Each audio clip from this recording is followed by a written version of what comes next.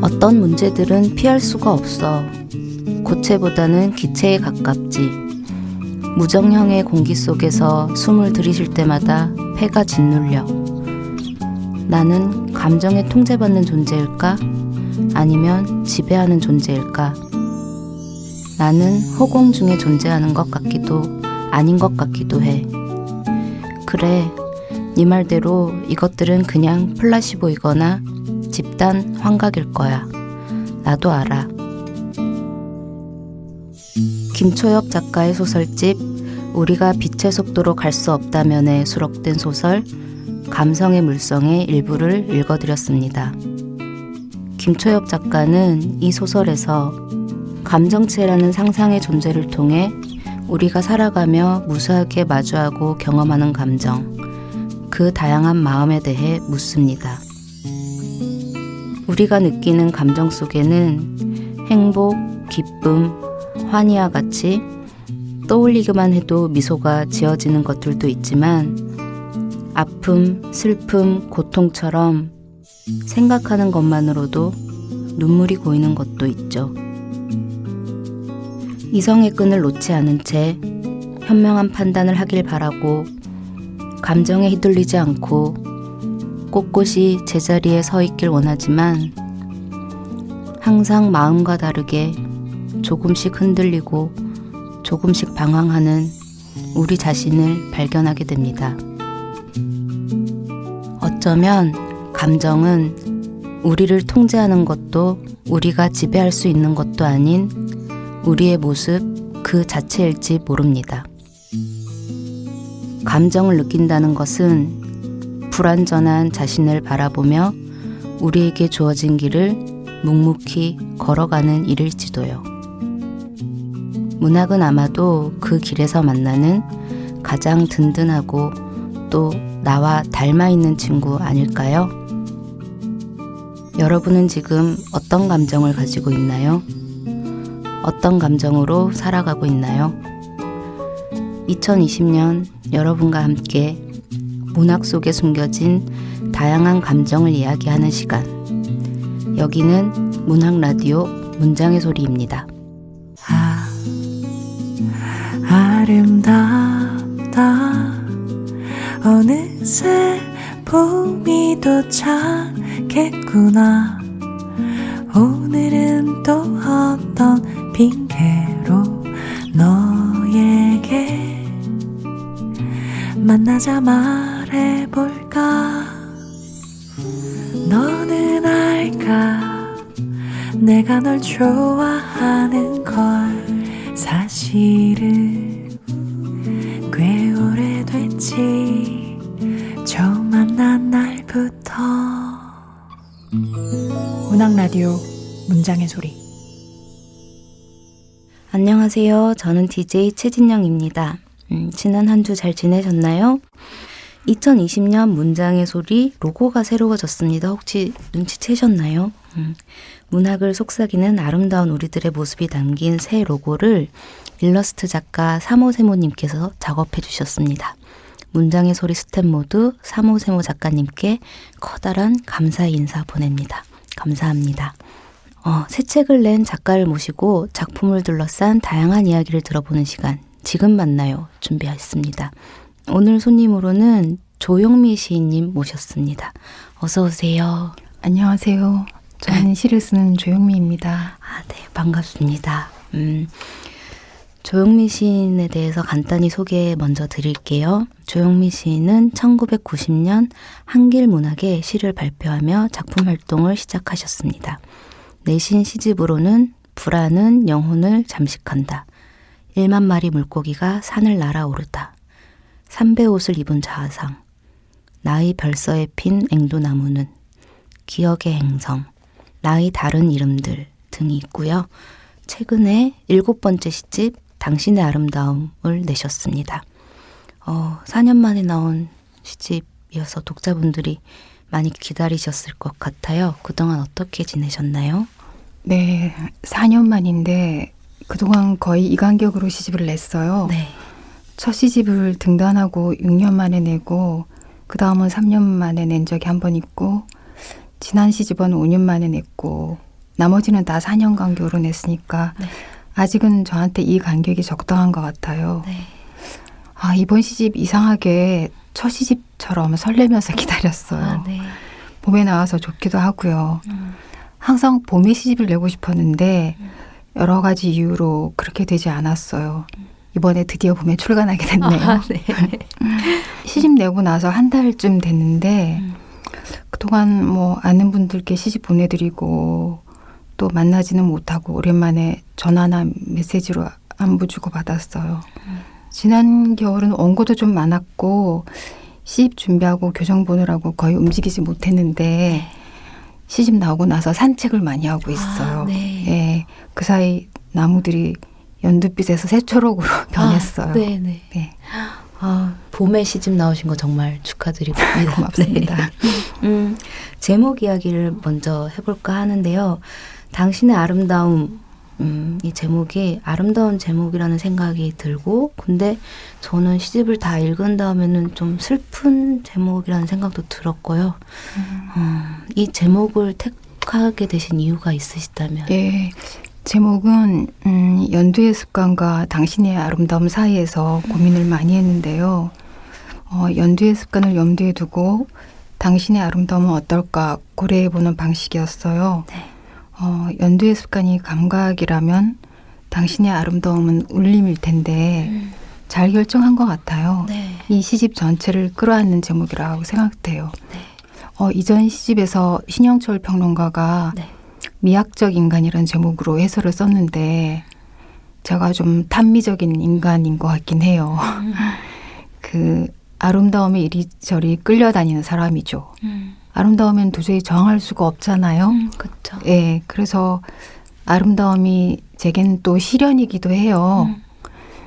제 시집 전부가 아름다움에 대한 공경과 찬미와 번민 뭐 이런 것들로 이루어진 것 같기도 하고요. 네.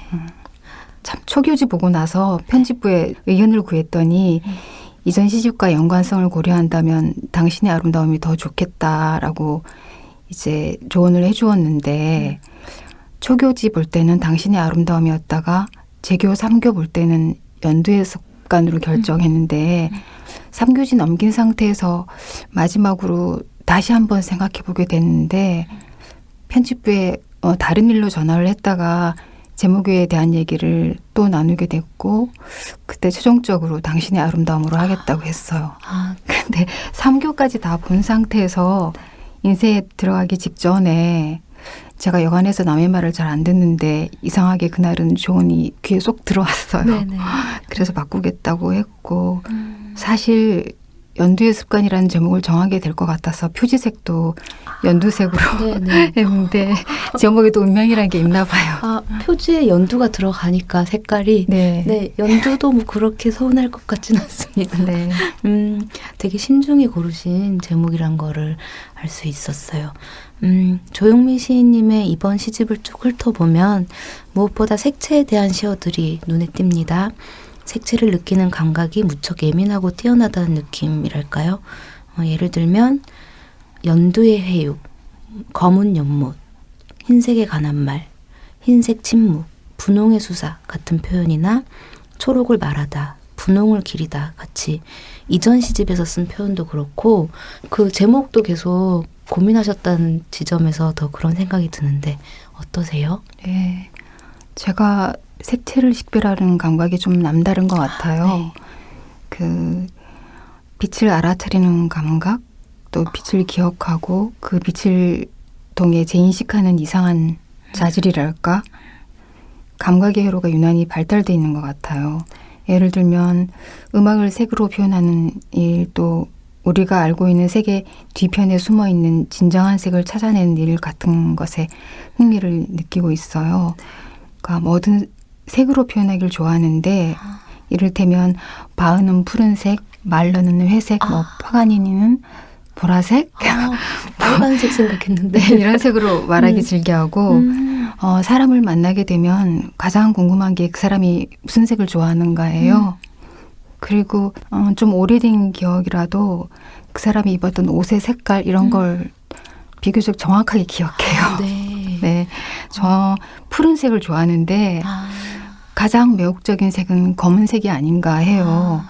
사실 검은색은 색채라기보다 이렇게 색의 없음, 과잉이고 어떤 상태에 가까운데 검은색은 실체하는 색이라기보다 빛이 없는 상태이고 알 수 없는 깊이와 우주 저 너머에 닿을 수 없는 먼 공간에 대한 상징 같은 것이기도 하잖아요.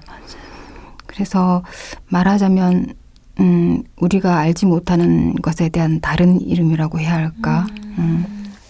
색에 대한 제 관심은 검은색과 흰색, 붉은색에서 푸른색, 그 다음 초록으로 그리고 연두를 거쳐서 이제 분홍으로 온 것 같아요. 분홍으로. 네. 아, 네. 말씀해 주신 검정은 없음 혹은 과잉이라는 그 정의가 네. 정말 딱 들어맞는다는 생각이 들었습니다. 아무것도 보이지 않는 이 축축한 공기 속에서 나는 오로지 나의 슬픔에만 몰두하기로 했다. 제가 방금 읽어드린 부분은 시집에 수록된 무한의 테라스의 한 부분입니다. 당신의 아름다움이란 시집 제목만 봤을 때는 아름다운 당신의 이야기나 어떤 황홀한 사랑 그런 것들을 기대하게 되는데 이 시집은 읽을수록 사랑 뒤편에 놓인 슬픔이 더 크게 느껴지기도 했거든요. 어떠세요? 그러고 보니 무한의 테라스는 슬픔에 대한 시인 것 같아요. 어떤 새로운 공간을 만나게 돼도 그 풍경에는 나의 슬픔이 담겨 있는 거죠. 슬픔이 사라지지 않고 맞닥뜨린 아름다운 풍경으로 인해 더 깊어지는 거예요. 제목을 보고 왜 사랑의 이야기라고 생각했는지 모르겠는데 사랑에 대한 진술은 대부분 과거형으로 쓰이는데 왜 그럴까요? 저는 이별이 떠올랐어요. 시를 읽을 때. 맞아요. 네. 사랑의 과정에 충실해야 내가 좀 더 나은 인간으로 성장할 수 있고 또 나의 내면을 더 깊이 파악할 수 있다고 생각돼요. 우린 사랑 앞에서 누구나 다 약자이고 고통받는 존재라 사랑으로 인한 슬픔은 필연인 것 같아요. 물론 사랑의 기쁨과 황홀도 있겠지만. 그러니까 저는 선생님 시집 읽으면서 그러니까 이별의 시간을 어떻게 보낼 것인가에 대한 어떤 해답 같은 것들이 있지 않나 이런 생각도 했었거든요. 네. 사랑도 그렇지만 이별을 어떻게 잘 보낼 것인가 그런 생각도 들었습니다. 시집 맨 뒤에 쓰여진 시인의 말에 이렇게 쓰셨습니다. 건강한 슬픔은 사람을 괴롭히지 않고 아름답게 한다. 나는 당신에게 그런 슬픔을 안겨주고 싶다. 건강한 슬픔이란 우리를 아름답게 하는 슬픔이란 어떤 것일까 하는 생각이 들더라고요. 슬픔을 겪고 나면 영혼이 물로 씻어낸 듯이 새로워진 느낌이 드는데 뭔가 달라지고 인간으로 한층 성장한 느낌이 든다면 그 사람이 겪었던 슬픔은 아름다운 것이 아닐까요? 고통이 아름다움이 될 수는 없겠지만 깊이 그 슬픔을 견뎌내다 보면 어느 순간 아름다움으로 전환되는 지점이 이제 있는 것 같아요. 그건 지나고 나서야 정확하게 알 수 있는 거겠죠. 네네. 맞아요. 그 슬픔을 통과하고 나면 맑게 떠오르는 뭔가가 있는 것 같더라고요. 네. 네. 슬픔에 관한 이야기를 조금 더 해볼게요. 그러기 위해서는 테이블이란 시를 빼놓을 수 없을 것 같은데요. 제가 그 시를 한번 읽어보겠습니다. 이른 저녁을 먹는다. 묵묵. 어쩌다 여길 들어와 밥을 먹게 되었나. 비술나무 세 그루. 물끄러미 오래 밥 먹는 나를 바라본다. 이곳은 넓고 환하고 테이블이 많다. 비술나무가 나란히 서서 내려다보는 식사는 약간 목이 맨다. 나는 밥을 먹고 비술나무는 가까이 옆에 있다. 창은 나를 오래 상영한다. 창밖의 나무는 세 그루. 나는 한 사람. 식당은 아주 밝고 지나치게 넓고 깨끗하다. 이 식사는 영영 끝날 것 같지 않다. 이 시에서는 사랑의 슬픔을 넘어서 삶이나 존재 같은 것의 슬픔 같은 게 느껴지기도 하는데요. 작품을 쓰신 배경을 여쭤봐도 될까요? 전 그림 보는 걸 좋아해서 미술관에 자주 가는데요. 네. 경복궁 옆에 있는 국립현대미술관 앞에 비술나무가 3그루 있어요. 제법 크고 오래된 나무인데 한 150년, 지금은 60년쯤 됐겠네요. 3그루가 나란히 붙어 있어요. 여긴 옛날 국군병원이 있던 자리인데 일반인들이 이제 쉽게 볼 수 없었지만 지금 미술관이 돼서 누구나 다 볼 수 있는 나무가 됐어요. 비술나무는 개울가에서 잘 자라는 나무인데 옛날에 경복궁과 미술관 사이의 도로에 개천이 흘렀다고 해요. 그래서 미술관 식당에서 혼자 밥을 먹었던 일을 시로 쓴 건데 제가 늘 혼자 다니는 편이라 혼자 먹는 밥이 예사로운 일인데도 그날은 이상하게 비술나무가 나를 바라보고 있어서인지 밥이 잘 넘어가지 않고 목이 메었어요. 2014년쯤에 쓴 시라 지금도 그 앞에 식당이 그 상태 그대로 있는지는 모르겠어요. 네. 감사합니다. 창은 나를 오래 상영한다라는 문장에서 저는 좀 많이 쉬고 싶었어요. 그 상영하는 느낌을. 지금도 목이 메는데요. 네. 저도 목이 맵니다. 시인님의 시 9시 9분이란 시를 보면 이 삶이 계속되리라는 환히 우리를 살게 만든다 라는 식구가 있고요. 미시라는 시를 보면 반복되는 이 모든 것이 몇 해마다 처음이라면 내가 영영 죽지도 태어나지도 않는 이것이 아직도 일어나지 않은 일이라면 이런 식구가 있습니다. 삶에 대한 예리한 통찰이 엿보이는 것 같아요. 조영미 시인에게 살아있다는 것은 어떤 의미일지 궁금했습니다. 살아있는 게 환이라고 생각되는 순간이 많아요.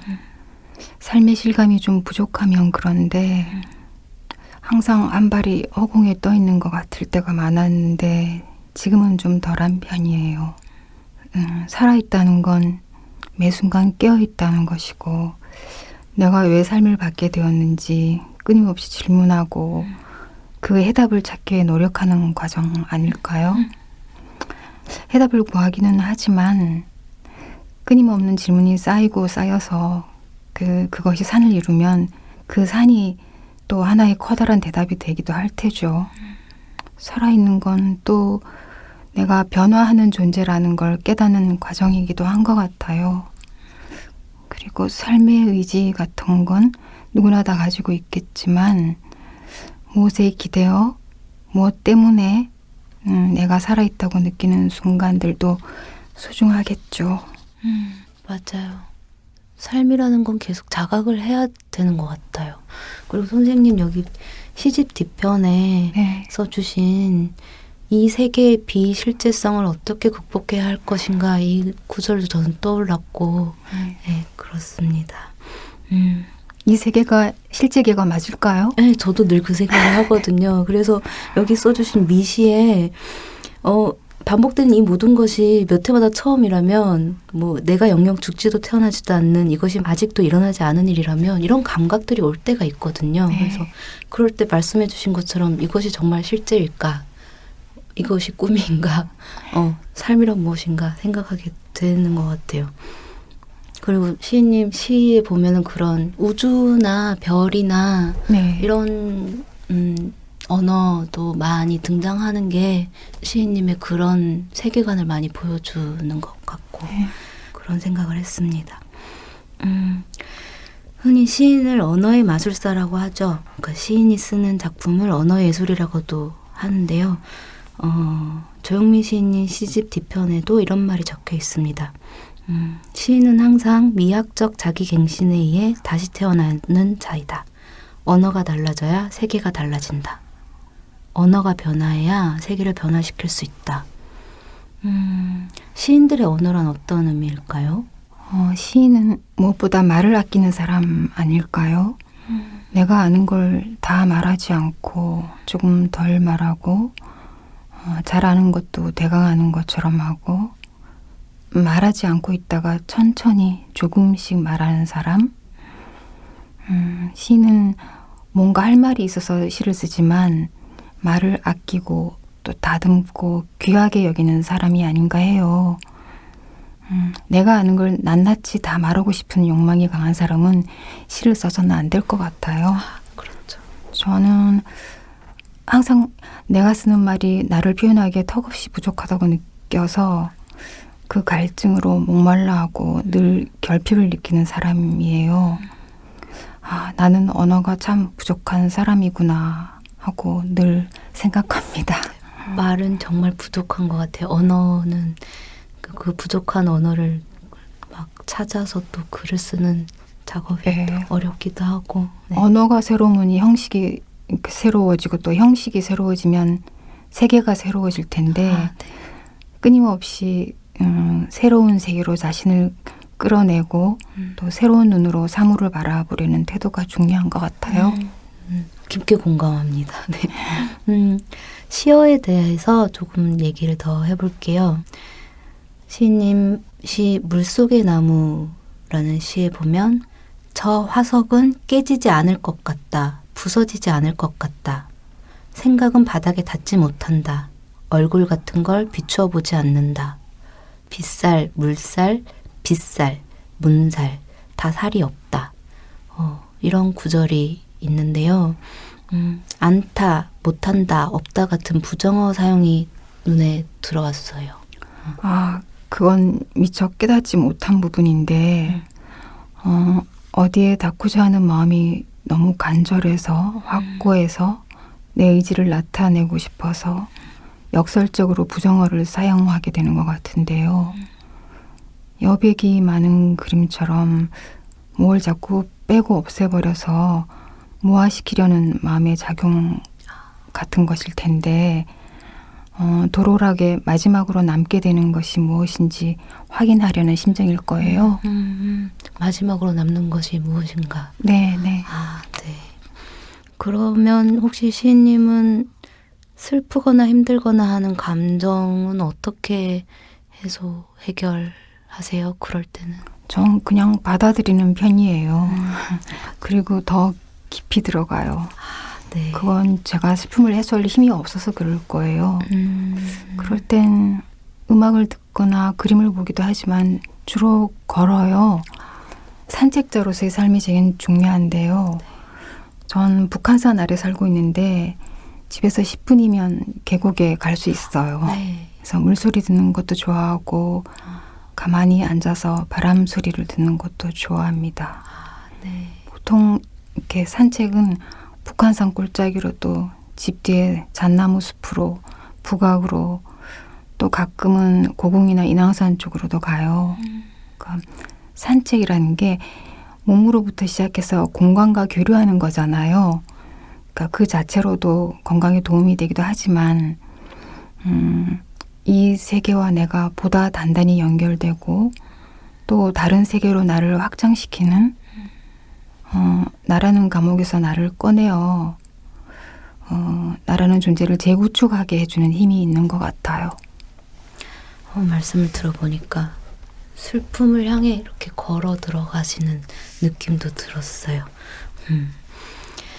아까 시집 제목에 대해서도 얘기했지만 이렇게 각각의 시를 읽으면서도 시의 제목에서 기대했던 것과 좀 다른 느낌이 들 때가 있었어요. 그래서 당신의 아름다움이란 시를 읽으면 당신이 아름답지만은 않은 것도 같고 당신은 아름다워야 한다는 당위 같은 게 느껴지기도 했고 사랑의 비유를 읽었을 때는 오히려 삶의 고통에 대해서 생각하게 되고 그런 지점들이 있어서 시를 쓰실 때 제목과 내용을 어떻게 선택하고 쓰시는지 여쭤보고 싶었어요.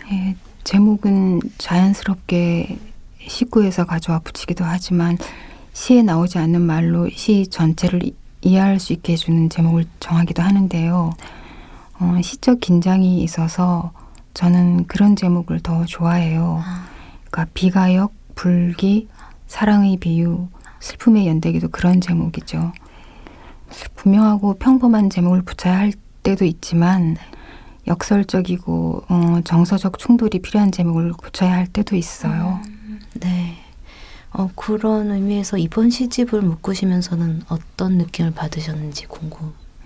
시집 묶으면서 시세계가 조금 변화했다는 걸 정확하게 알게 됐어요.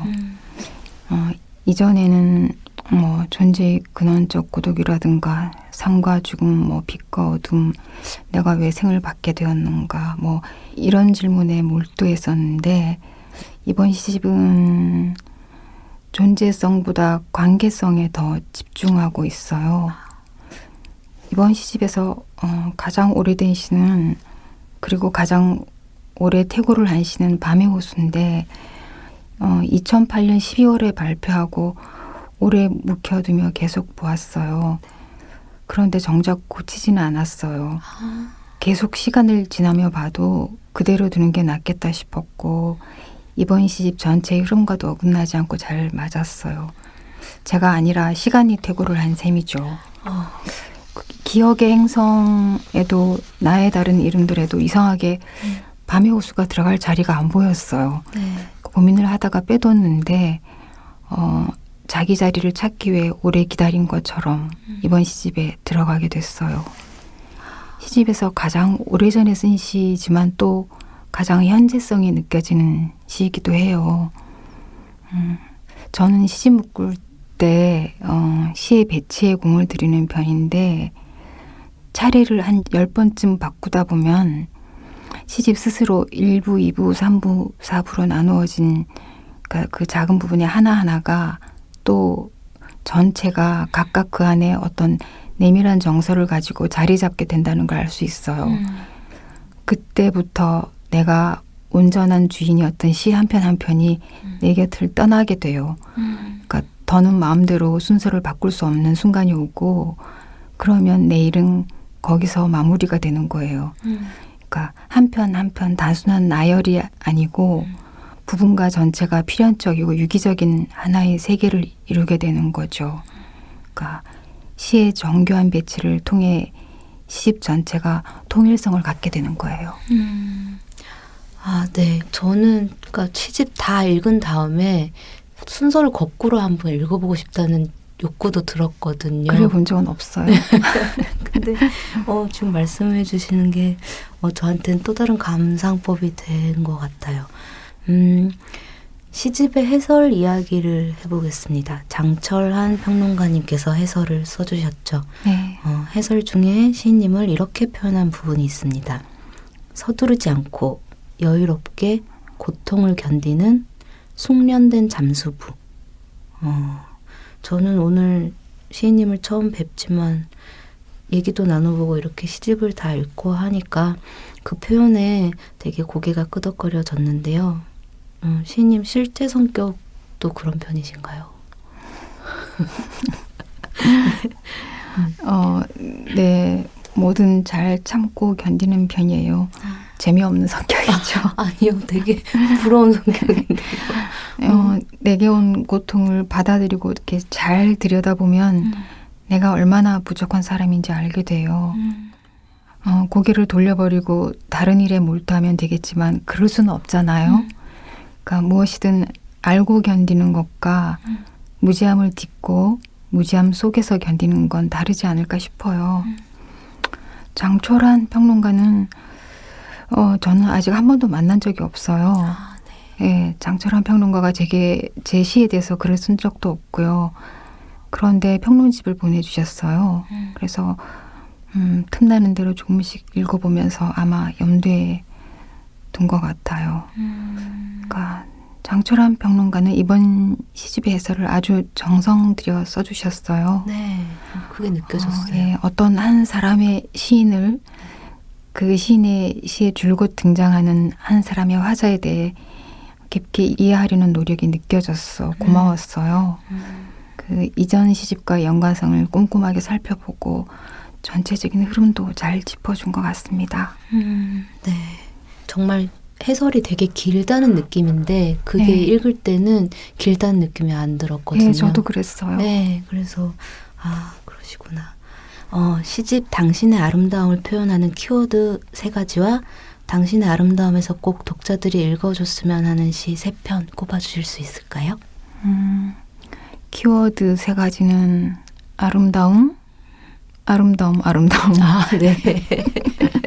네. 시 3편을 꼽으라면 어렵지만 그래도 알비레오 관측소, 네. 불기, 네. 어둠의 영역 아닐까 싶어요. 네. 저도 그 3편의 시가 정말 좋았어요. 그랬어요? 네. 그럼 만약 시집 당신의 아름다움을 집 한 군데에 몰래 숨겨둬야 한다면 어디에 숨겨놓고 싶으세요? 재미있는 질문이네요. 네. 집의 가장 높은 곳? 가장 이를테면 가장 안쪽에 있는 책장의 맨 윗칸 같은데요. 네. 만약 다락방이 있다면 거기. 어. 왜냐하면 당신의 아름다움이 무엇에든 눌리면 안 되니까요. 네. 소름이 쫙 돋았네요. 네. 다음 작품도 궁금해요. 다 계획 있으시면 말씀해 주실 수 있나요? 네. 당분간 당신의 아름다움이라는 시집과 연결되는 시를 쓰게 될 것 같고 네. 길지는 않을 것 같아요. 그 다음은 가장 많이 고민하는 것에 대해 쓰게 되겠죠. 살아내는 내용이 시가 될 테니 계속 삶의 무게에 따라 무겁게 혹은 덜 무겁게 쓰게 될 테고요. 그리고 이번 겨울에는 어디가 될지 모르지만 한 달 정도 긴 여행을 하고 싶어요. 그러니까 공간 이동이 제게 주는 의미가 각별해서 어떤 형식으로든 그곳에서 뭔가 쓰게 될 것 같아요. 그리고 이제 다음 시집의 세계로 천천히 걸어 들어가고 싶습니다. 다음 시집도 한 4년 후? 잘 모르겠어요. 네. 감사합니다. 그러면 이제 지금 만나요의 하이라이터라고 할 수 있는 작가 낭독 시간을 가져보겠습니다. 직접 골라오신 시를 조영미 시인님의 목소리로 들어볼 건데요. 어떤 시 읽어주실 건가요? 알비레오 관측소. 네. 그러면 조영미 시인님의 낭독 들어보겠습니다. 알비레오 관측소. 알비레오 관측소에 가서 별을 보고 싶은 두통이 심한 밤이다. 검은고 자리에 별을 이어보면 이상하게도 물고기가 나타나는 것처럼 지금의 나를 지난 시간의 어느 때와 이어보면 내가 아닌 다른 사람이 나타난다. 그걸 보려면 더 멀리 바깥으로 나가야 한다. 그렇게 멀리 갔다 되돌아와도 여전히 나일 수 있을까? 지금은 단지 고열에 시달리고 있고 생의 확고부동과 지루함에 옮져 누웠을 뿐이다. 입술이 갈라터진 것뿐인데 아는 말을 반쯤 잃어버린 것 같다. 아무래도 좀 더 먼 곳에서 검은고 자리의 물고기를 발견하듯 이 두통을 관찰할 필요가 있다. 일치하기 힘든 몸이고 살이다. 알비레오 관측소까지 가야만 하는 고단한 생이다. 아주 멀지는 않다. 두어 번 더 입술이 터지고 신혈을 앓다 봄의 꽃잎처럼 아주 가벼워지면 될 것을. 몸이 돌이킬 수 없는 어떤 다른 자리로 가버릴 수도 있다. 살이 기억을 야금야금 잡아먹는다.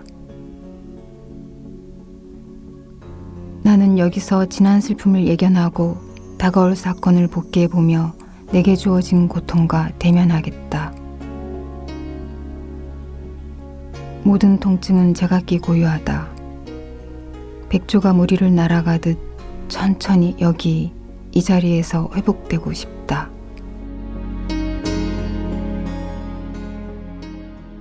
감사합니다. 이 시를 골라주신 이유가 있으시다면? 알비레오 관측소는 애니메이션 은하철도구의 모티브가 된 미야자와 겐지의 소설 은하철도의 밤에 나오는 장소인데요. 네. 알비레오는 백조자리의 부리 부분에 해당되는 별인데 그냥 보면 하나의 별로 보이지만 이중성이에요. 네. 오렌지색과 푸른색으로 빛나는데 망원경으로 보면 굉장히 아름다워요. 아, 보셨어요? 네. 아, 네, 부럽습니다. 혹시 은하철도 999라는 애니메이션 알아요? 아, 네, 알죠. 철이 아, 메탈. 메탈 알아요?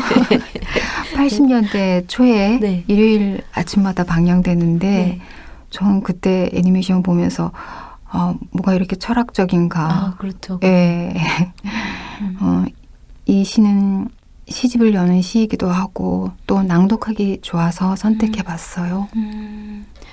저도 밤하늘의 별자리를 보는 걸 좋아해서 네. 찾아보니까 여기에서 쓰신 검은고 자리, 백조 자리 이게 다 여름밤에 네, 여름철 별자리예요. 네. 여름에 더 잘 보이니까 한번 네. 관찰해 보세요. 네. 그게 보통 겨울철에 별이 더 선명하게 보인다고만 생각을 했었는데 그렇지 않아요. 네. 네. 네, 감사합니다. 네. 그러면 한 편 더 낭독해 주실 수 있나요? 네. 이번엔 어떤 시? 무한의 테라스라는 시예요. 아, 네. 그러면 조영민 시인님의 낭독 들어보겠습니다. 무한의 테라스. 나를 감싸고 있는 이 흰 것은 독화살 같기도 하다.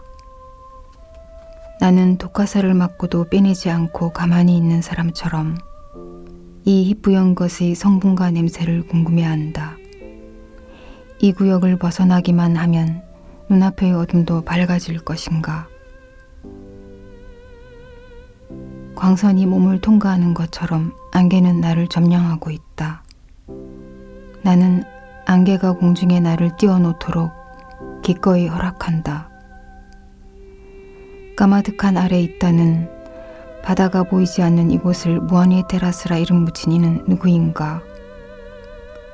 희뿌연 기운이 모이는 곳에 환히 생겨나고 흩어지는 곳에 환히 사라진다고. 나는 저 너머의 태어를 보려 한 적 있었던가? 습기가 많고 손에 잡히지 않는 이 흰 것은 자꾸 흩어지고 모이는 것이기에 텅 빈 크나큰 고요 태어는 나의 기운이기도 하기에 발걸음은 자꾸 저 움직이는 차가운 것 속으로 홀린 듯 빨려 들어가고 있다. 아무것도 보이지 않는 이 축축한 공기 속에서 나는 오로지 나의 슬픔에만 몰두하기로 했다. 그러자 천천히 고요가 찾아들었다. 어른거리는 이 아픈 것을 우리는 그저 안개라 부르기로 하였으니 희뿌옇게 모이고 흩어지는 이것에 질서와 형상을 부여하지 않기로 하였으니 무한의 테라스에서 나는 무한을 보지 못하고 내 앞의 어둠만 본다. 안개에 함부로 마음을 기댄 탓이다. 무한은 어느 쪽으로 향하는 것일까? 비가 멈추고 희뿌연 것들이 사라지면 공중정원의 무한도 함께 사라지는 것을. 네, 감사합니다. 이 시를 낭독해 주신 이유를 말씀해 주신다면. 예, 이탈리아 남부 아말피 안에 공중에 떠있는 라벨로라는 도시가 있는데요. 네. 무한의 테라스는 거기 있는 빌라 침브로네라는 저택의 공중정원에 있는 테라스의 이름이에요. 제가 거기 갔을 땐 안개도 짙고 비도 오고 해서 거의 앞이 안 보였는데 우산을 써도 옷이 젖어서 홀린 듯이 안개 속을 걸어 다녔던 기억이 있어요. 집으로 돌아오니 태허라는 말이 문득 손에 잡혀 있었고 그래서 시를 쓰게 되었는데 쓰고 나서 슬픔이 좀 맑아졌던 것 같아요. 아, 네.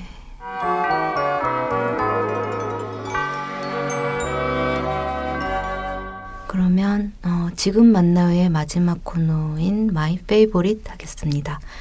작가들이 최근에 꽂힌 음악이나 감동받은 영화, 새로 발견한 맛집, 등에 대해서 얘기해보는 코너인데요. 시인님께서 요즘 푹 빠져 있는 게 있다면 어떤 게 있을까요? 저는 영화를 소개할까 하는데요. 네.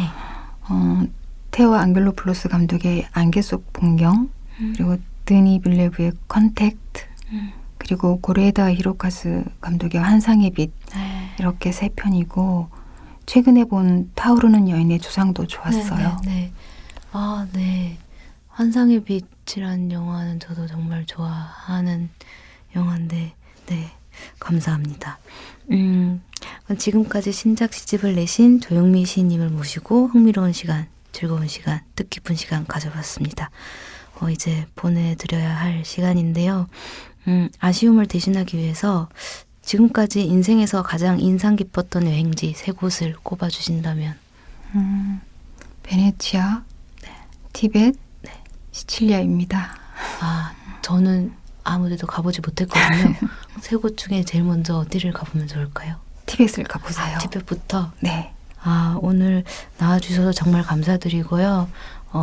청취자 여러분께 하시고 싶은 말씀 있으시다면?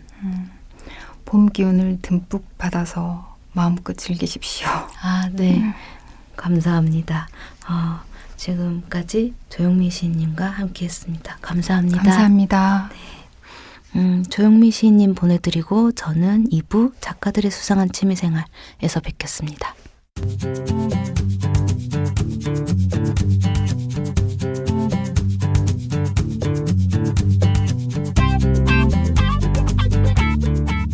문장의 소리 2부 작가들의 수상한 취미생활 2020년부터 새롭게 선보인 야심찬 기획 코너죠. 본업인 글쓰기 외에 전문가 못지않은 방대한 지식을 자랑하는 작가들의 수상한 취미에 대해서 이야기 나눠보는 시간입니다. 오늘 만나볼 수상한 취미는 바로 관상용 새우 기르기인데요. 김연필 시인 모셨습니다. 어서 오세요. 예, 안녕하세요. 저는 시 쓰는 김연필입니다. 최근에는 이제 시 쓰는 일은 사실 잘 안 하고 그 파충류, 양서류 분양하는 업체에서 일을 또 하고 있고요. 네. 예. 네. 그러면 김연필 시인님 소개를 먼저 간단히 해드릴게요.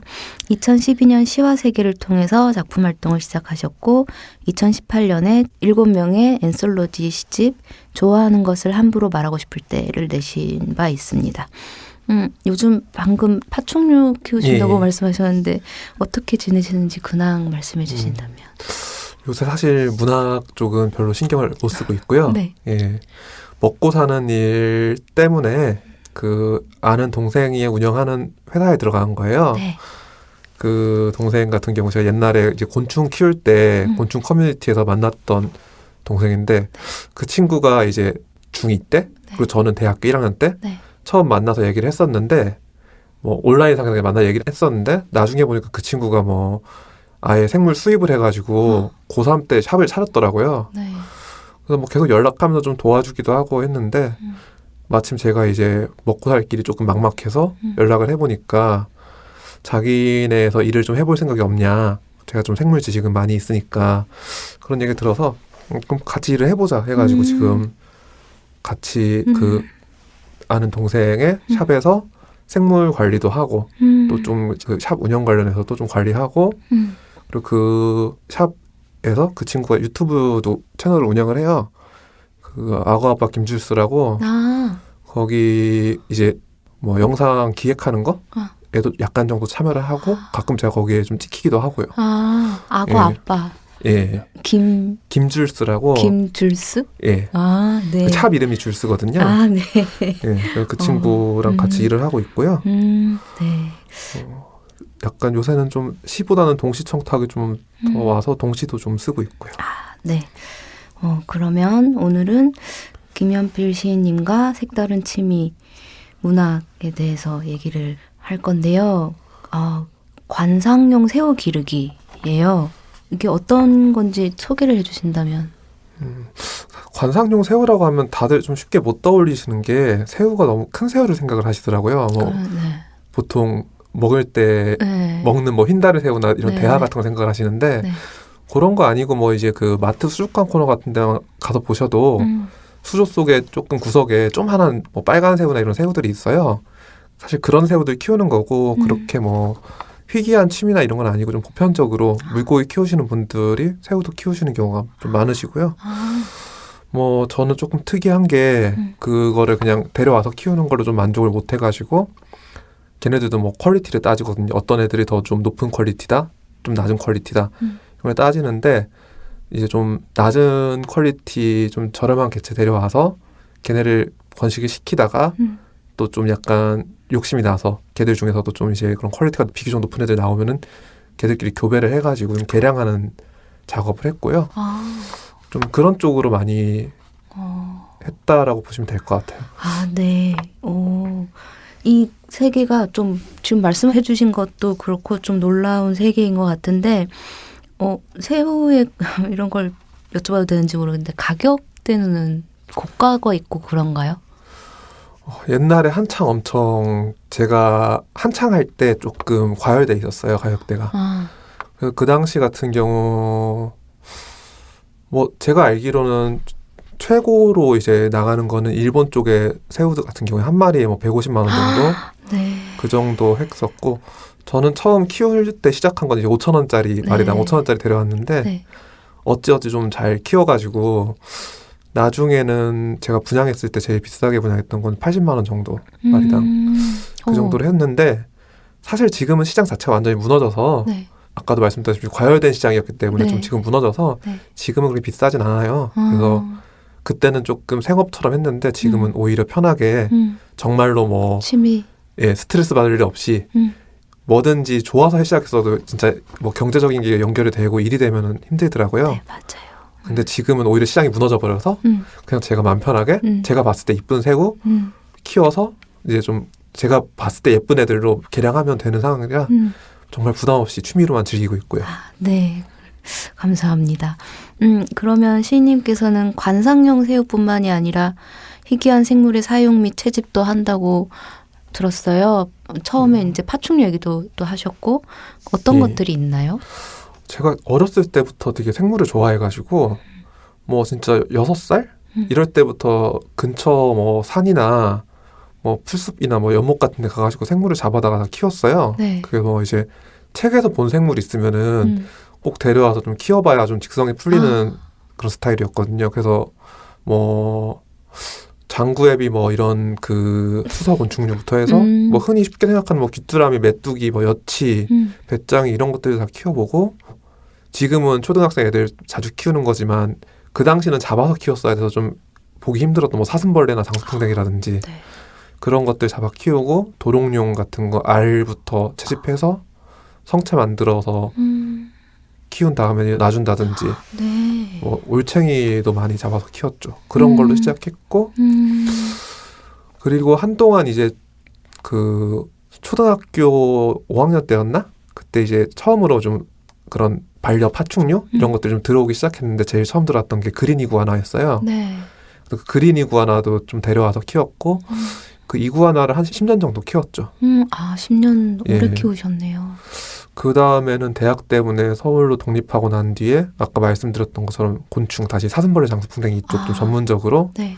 채집도 하고 네. 이제 사육도 하고 걔네도 이제 번식시켜서 큰 애들끼리 또 교배를 해서 뭐 네. 걔네도 또 이제 원하는 체형을 만든다든지 사이즈를 만든다든지 이런 것도 해봤고 예, 그 다음에 이제 또 군대 갔다 와서는 우연히 산에서 그 버들치란 물고기 있는데 걔네 치어들을 좀 잡아왔다가 또 키우기 시작하면서 우리나라 토종 어류들을 채집해서 키우는 그런 거를 좀 많이 했어요. 채집도 같이 하고 키우기도 같이 하고. 그래서 뭐 채집 쪽으로도 좀 많이 하다 보니까 뭐 나중에는 무슨 그 전공자들 논문 그런 거 쓰기 위해서 조사 나갈 때라든지 네. 이런 데도 같이 좀 합류해가지고 뭐 하기도 했고 그렇게 이제 물고기 키우는 이제 수조 놓는 일을 시작을 해가지고 네. 이거는 좀 약간 제가 말하면 믿거나 말거나 들릴 수 있는데 네. 그 쉬리라는 물고기 다 영화 때문에 이름을 네, 아시잖아요. 네, 네. 그 쉬리를 최초로 네. 수조 내에서 네. 강제로 산란시킨 게 아니라 자연 산란을 시킨 케이스가 저예요. 아, 정말요? 예.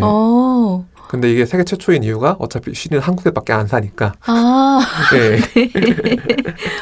되게 예. 엄청난 전문가분을 모시고 지금. 예.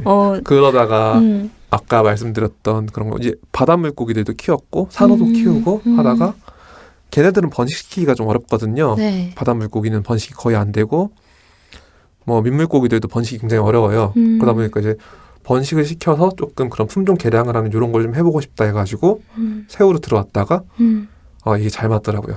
새우가. 아, 네. 계속 얘기가 나올 수도 있을 예. 것 같은데. 그러면 이쯤에서 예. 생업까지 침투한 김연필 시인의 생물 사랑을 알아보기 위해서 몇 가지 질문을 좀 준비했습니다. 예. 제가 읽어드리는 내용을 잘 들으시고 yes 또는 no로 대답해 주시면 됩니다. 예. 네, 시작할게요. 예. 새우를 보고 있으면 세상이 환하게 빛난다. 환하게 빛난다는 좀 아닌 것 같고 편안하다. 아, 편안하다. 예. 생물 기르기에 쓰는 돈이라면 얼마든 아깝지 않다.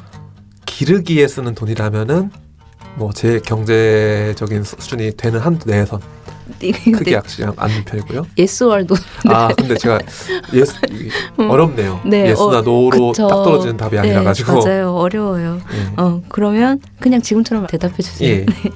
예. 내가 기르는 생물이 만약 죽는다면 나는 3일장을 치를 생각이다. 사실 새우 같은 경우는 굉장히 쉽게 죽기 때문에 네. 이걸 3일장을 치르려고 하면 제가 거의 1년 내내 장례를 치르고 있어야 되지 그쵸. 않을까 네. 그런 생각도 들고요. 네. 그러면 시 쓰기로 힘든 내 정신과 육체가 생물 관찰을 통해 해소될 때가 있다. 예, 아, 그거는 명확하네요. 네. 시를 쓸 때보다 생물 관리할 때가 시간이 더 잘 간다. 예, 내일 지구가 멸망한다 하더라도 나는 한 마리 새우를 기를 것이다. 예. 시와 생물 기르기 둘 중에 하나를 고르라고 한다면 좀 망설일 것 같다. 이거 좀 망설일 것 같습니다. 아, 네. 의외의 대답이 나왔어요. 예. 그러면 이제 질문 중에 생물 기르기에 쓰는 돈이라면 아깝지 않다라고 여쭤봤었어요. 여기에 대해서 좀 더 설명을 해주신다면. 예, 아까 제가 또 이제 그 생물 정말 기르는데 필요한 돈이라면 아깝지 않다라고 했던 게 네. 생물을 사실 건강하게 키우려면 굉장히 뭐 장비들도 많이 들어가고 이런저런데 비용이 많이 들어가거든요. 근데 이제 어떤 면에서 얘기하면 아까 말씀드렸다시피 관상용 새우도 그렇고 대체로 뭐 많은 생물들이 뭐 분재 같은 것만 해도 그렇고 그 비단잉어 같은 것도 일본에서 무슨 컨테스트에서 상타한 애들 같은 경우는 마리당 10억씩 하고 그래요.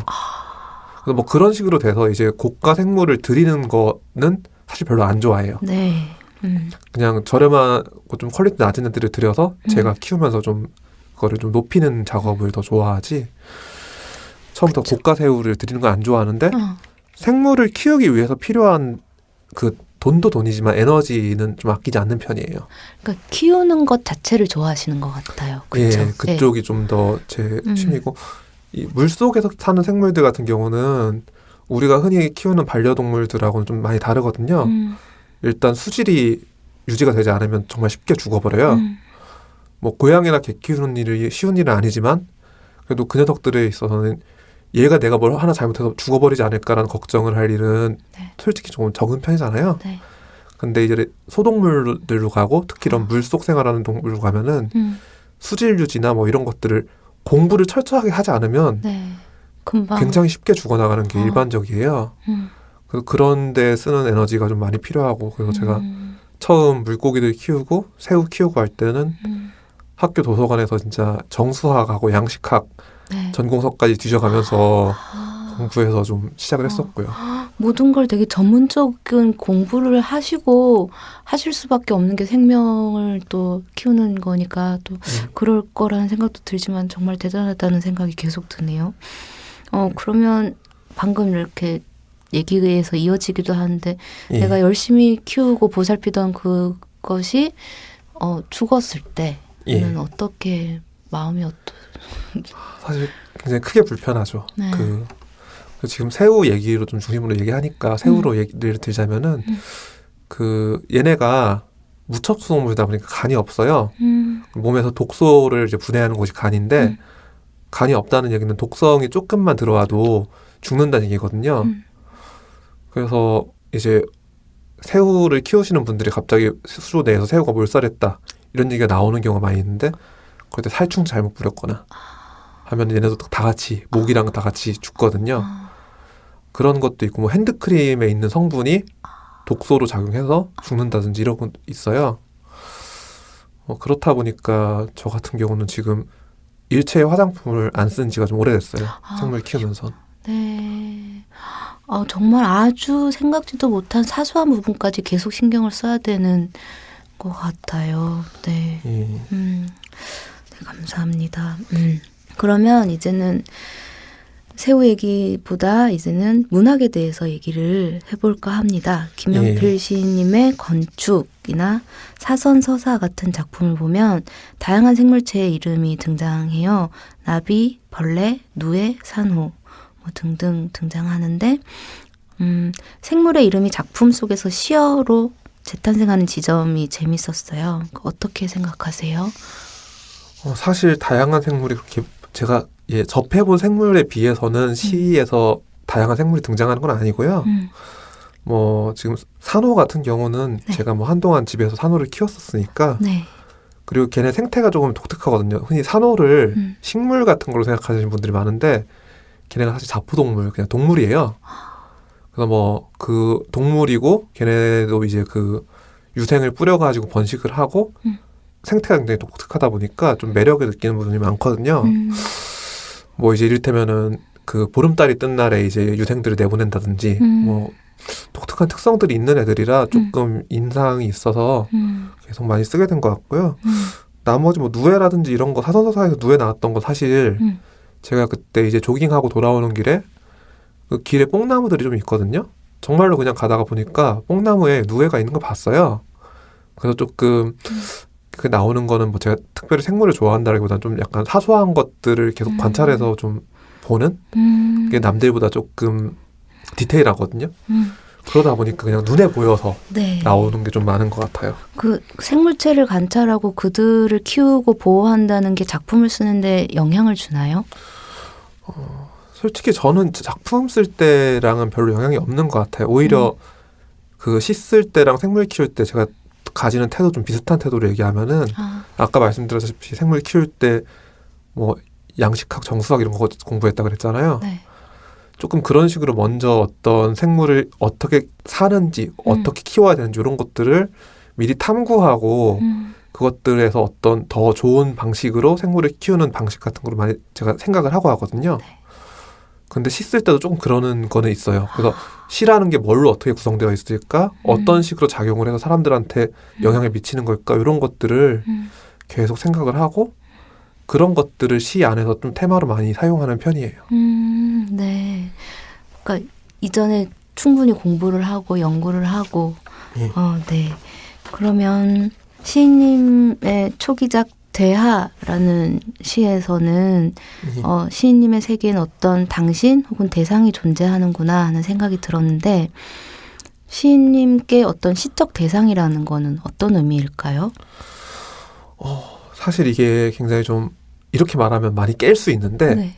사실 저는 그 시라는 것이 소설로 좀 잘 얘기할 때 뭐 애들 어렸을 때부터 중학교 때부터 배우지만 네. 소설에서는 서술자고 시에서는 네. 화자잖아요. 네네네. 시에서는 말하는 사람이에요. 네. 그래서 말하는 사람이 존재한다는 자체가 듣는 사람이 있어요. 대상이 존재해야 이 말이란 게 나올 수가 있고 말은 전부 대화로 이루어지는 거다 보니까 네. 그래서 아까 제목도 대화가 되었는데 그렇기 때문에 항상 말을 듣는 사람, 청자 또는 대상을 계속 의식하는 것 같아요. 어떤 대상이나 청자를 상정했기 때문에 하는 것이 아니라 청자가 대상이 존재해야 화자가 존재할 수 있다라는 어떤 인식이 좀 있어서 네. 그러다 보니까 대부분의 시에서 뭐 약간 대화체가 나오는 경우도 있고 항상 이제 너라든지 뭐 이런 그 대상이 존재하는 경우가 있고요. 그 대상에 대해서 어떻게 잡아본 적도 없고 솔직히 시 쓸 때 화자에 대해서도 굳이 어떤 이 뭐 화자의 캐릭터 같은 걸 잡고 시작하는 게 아니라 조금 제가 글을 쓸 때 그 순간에 이제 의식을 좀 약간 풀어 놓으면은 올라온 어떤 이미지나 상이나 뭐 문장 같은 것들이 있는데 그런 것들에서 좀 발생시키는 거에 가깝고 어떤 화자나 청자 대상을 상정하는 일은 잘 안 하는 것 같아요. 근데 그런 생물들을 키우시는 것 자체가 나 아닌 다른 존재를 끊임없이 신경 쓰고 보살피고 그에 대해서 계속 탐구하고 연구하는 거잖아요. 예. 그래서 그냥 방금 말씀하신 거랑 그런 게 되게 연결이 되는 것 같아요.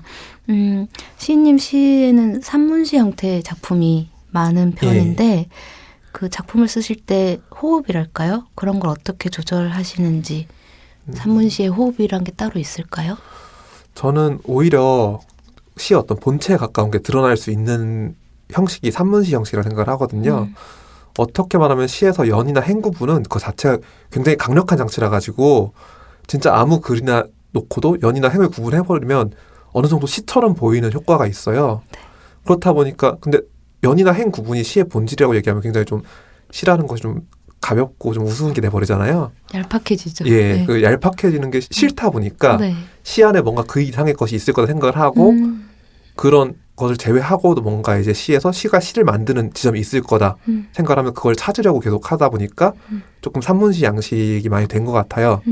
그런 기교를 부리지 않고도 시가 시가 되는 지점이 있을 거고 그걸 내가 한번 만들어 보자라는 생각으로 접근을 한 거고 그 리듬감 같은 거는 조금 그거는 뭐 계산을 해서 만든다기보다는 어느 정도 좀 본능적으로 여기서 이 흐름으로 가면은 이것이 좀 더 좋게 느껴지겠지 결이 더 좋게 느껴지겠지 이런 생각이 들 때가 있어서 그거에 좀 직관적으로 그냥 맞춰서 끼워 넣는 좀 편에 가까운 것 같아요. 그거는 쓰는 사람이 알 수 있는 직관과 본능인 것 같아요. 그것을 창작하는 사람이. 아, 네, 그렇습니다. 그러면 정리해서 관상력 새우 및 다양한 생물 채집을 하시는 김연필 시인님 모시고 이야기 나눠보고 있는데요. 이쯤에서 김연필 시인님을 보다 잘 이해할 수 있는 김연필 시인님의 시를 한번 낭독하는 시간을 가져볼까 합니다. 어떤 작품 읽어주실 건가요? 이게 작년인가 재작년인가 발표했던 것 같은데 봄과 기울어진 새라는 시예요. 네. 요거를 한번 읽어볼게요. 봄과 기울어진 새. 예. 네. 김연필 시인님의 낭독 들어보겠습니다. 봄과 기울어진 새. 영희는 집을 나와 9시에 돌아왔다. 철수는 9시에 나가고 싶었지만 나가지 못했다.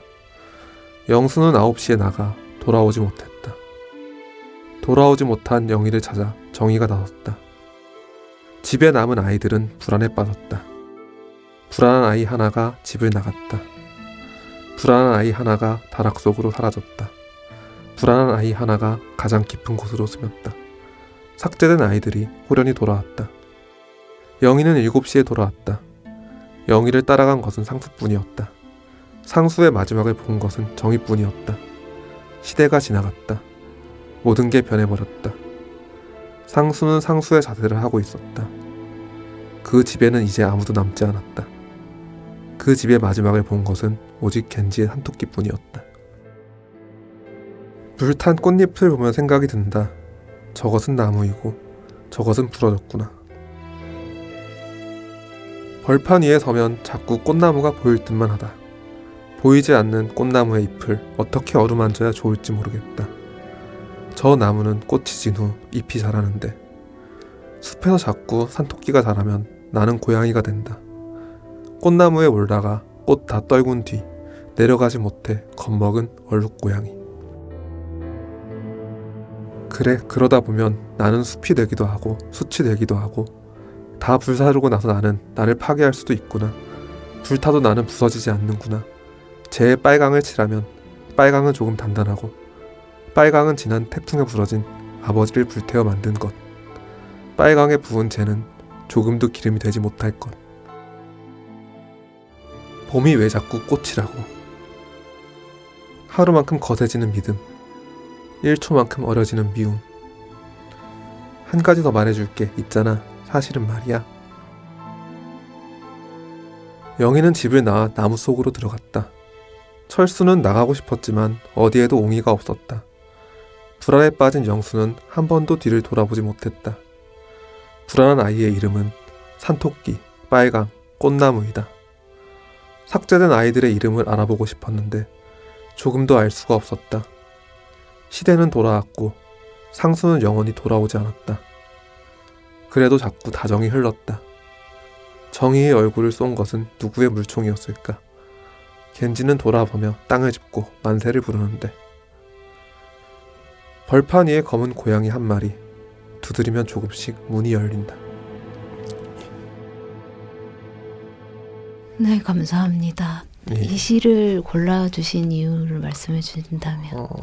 제가 시를 쓸 때 한동안 그 꽃나무라는 그 이미지에 좀 많이 매달렸거든요. 그걸 나오는 시가 엄청 많아요.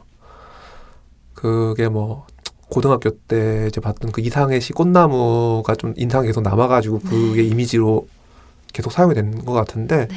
굉장히 많이 그 이미지를 썼는데 이 시에서 조금 그 이미지를 마지막으로 좀 털어낸 것 같아요. 네. 그래서 마지막으로 털어냈다 보니까 조금 저한테는 의미가 나름대로 있는 시라 가지고 네. 골라봤습니다. 아, 네, 감사합니다. 그러면 작품 하나를 더 들어볼게요. 네, 이번엔 어떤 작품을 읽어주실 건가요? 그 엔솔로지에 수록했던 네. 정령이라는 시가 있는데 네. 그 시를 한번 낭독해 보겠습니다. 네, 김연필 시인님의 낭독 들어보겠습니다. 정령. 너의 손등을 간지럽힌다. 내가 잠든 동안. 너의 손등에 볼펜으로 그림을 그리고 그 그림은 지워지지 않는다. 너의 손에 말을 적으면 너는 조금씩 말을 시작하고 너의 그림은 조금씩 흔들린다. 나는 흔들리는 너를 안아본다. 흔들리는 너를 간지럽힌다. 너는 웃고 그러다 보면 검은 돌들이 우리를 둘러싼다. 손등에 그린 그림은 돌의 그림이다. 손등에 쓴 말은 물의 말이다. 물이 너의 손등을 간지럽히고 나는 웃는다. 웃음이 자꾸만 돌 속에서 흐르고 나는 너의 손등에 그린 그림이다. 너의 뺨이다. 물에 적신 너의 어떤 곳이다. 어떤 곳에 어떤 그림 그린다. 너는 계속 웃는다. 나는 계속 우습다. 나는 흔들리는 것들을 본다. 돌아가는 것들을 본다. 우스운 것들에 다가간다. 너의 뺨에는 구멍이 많다. 너에게 물이 스미고 너는 바라한다. 계속되는 바라 속에서 흔들리며 돌아가는 것을 너의 손등이 지워지지 않도록 그리고 그린다. 감사합니다. 네, 이 시를 읽어주신 이유 얘기해 주신다면. 요거는 제가 나름대로 생각했을 때 아까 말씀해 주셨던 어떤 산문시 양식을 많이 쓰는데 조금 짧게 나가고 서사 같은 건 좀 최소화되고 어떤 그 비유적 표현이나 뭐 이런 일반적인 시에서 시를 구성하는 어떤 그 요소들 같은 것도 최대한 뺀 시를 좀 구상을 해봤는데 네. 그런 것들 여러 썼는데 나름대로 그 선에서 제가 생각했을 때 좀 만족스럽게 네. 완성이 된 시라는 생각이 들어서 사실 그래서 그런 스타일 시를 이 시를 쓴 뒤로 좀 털었어요. 더 안 쓰고. 네. 그래서 이것도 어떤 한 턴 지점이라서 조금 제가 낭독해봤습니다. 네, 감사합니다. 앞으로 생물 기르기와 작품 활동 이제 같이 계속 생물 기르기에 차지하는 비중이 되게 크신 것 같아요. 삶에서. 네, 두 가지 그 생물 기르기와 시 쓰기 활동을 다 어떻게 하면 고루고루 잘할 수 있을까요? 계획 있으신가요? 일단은 당장 저한테 닥친 일들을 잘하는 게 제 눈앞의 계획이고요. 네. 일단은 좀 생계 문제에 계속 흔들리다 보니까 네. 당장은 둘 중에 뭐를 잘하자 이거보다는 일단 먹고 살자에 네. 머물러 있어요. 네. 근데 요게 조금 해결되면은 그때는 좀 더 여유롭게 글도 좀 더 써보고 생물도 지금 뭐 경제적 사정 때문에 키우고 싶은데 못 키우는 생물 같은 거 굉장히 많거든요. 네. 그런 것들 좀 더 들여보고 그게 좀 여유롭게 지내면은 더 작품 활동도 잘 되지 않을까 생각이 들고요. 네. 당장 그 문학 관련해서 저의 목표는 이제 지금 아직 제가 등단한 지는 오래됐는데 책을 아직 한 권도 못 냈어요. 그 개인 작품집을. 그래서 개인 작품집을 빨리 묶어서 내보내는 게 저의 좀 문학적인 부분에서의 당면한 목표인 네. 것 같습니다. 네, 김연필 시인님의 첫 시집 기대하고 기다리고 있겠습니다. 그리고 키우고 싶으신 생물 꼭 키우실 수 있기를 응원합니다. 오늘 작소치의 김연필 시인님 나와주셨는데요. 끝으로 나에게 관상용 새우 기르기란 땡땡이다. 이거 해주실 수 있나요? 예, 이거는 그냥 한마디로 얘기하면 저한테 이제 새우 키우는 거는 휴식이다. 휴식. 예, 이 말이 제일 맞을 것 같아요. 네. 저희 집에는 아예 TV가 없거든요. 네. 보통 집에 TV 놓는 자리에다가 수조를 딱 놔요. 그리고 이제 퇴근해서 집에 들어오면은 딱 앉아가지고 테이블에 조금 뭐 먹을 거 살짝 차려놓고 뭐 가벼운 음주 곁들이면서 수조를 딱 보면서 멍을 때려요. 흔히 이 물고기나 이런 거 키우시는 분들이 물멍 때린다고 하거든요.